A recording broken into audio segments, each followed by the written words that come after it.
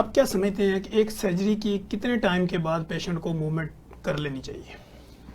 یہ بڑا امپورٹنٹ سوال آپ نے پوچھا ہے، جو سرجنز کے لیے بھی، گائنیکالوجسٹ کے لیے بھی، اور سب سے امپورٹنٹ میں یہ سمجھتا ہوں پیشنٹ کو یہ سمجھنا چاہیے کہ جتنا جلدی موبلائز ہوں گے اتنا ہی بہتر ہے. ٹھیک.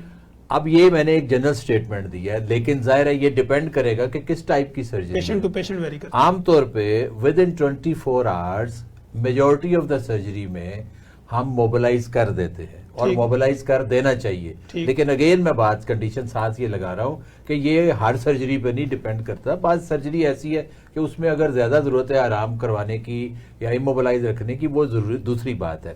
اور میں اگر آپ کو اپنی پریکٹس بتاؤں تو میں تو ایون سرجری سے پہلے مریض کی پریپریشن اس انداز میں سٹارٹ کر دیتا ہوں اور اس میں ان کی فیملی کو انوالو کرتا ہوں کہ ڈیپ بریدنگ ایکسرسائزز پہلے سے شروع کر لیں، موبلائز ہونا پہلے سے شروع کر لیں. ٹھیک.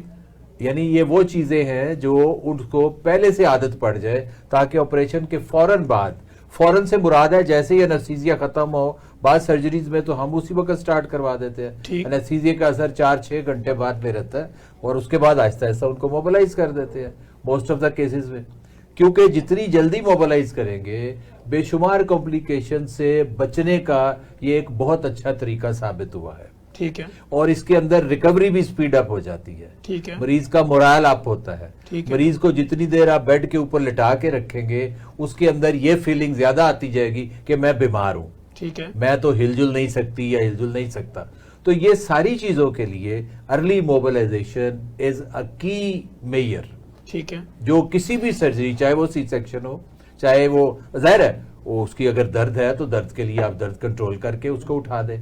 اور اسی کے ساتھ پھر اس کی اورل انٹیک کا بھی، جیسا کہ ابھی بات ہو رہی تھی کہ اس کو بے شمار چینجز آتی ہیں اس کے اندر، تو وہ ان چینجز کے بچنے کا یا ان کو کم کرنے کا بھی یہی طریقہ ہے کہ اس کو اورل فوڈ جتنی جلدی ہو سکے ہم سٹارٹ کریں تاکہ وہ نارمل لائف کے اندر واپس جتنی جلدی آ جائے.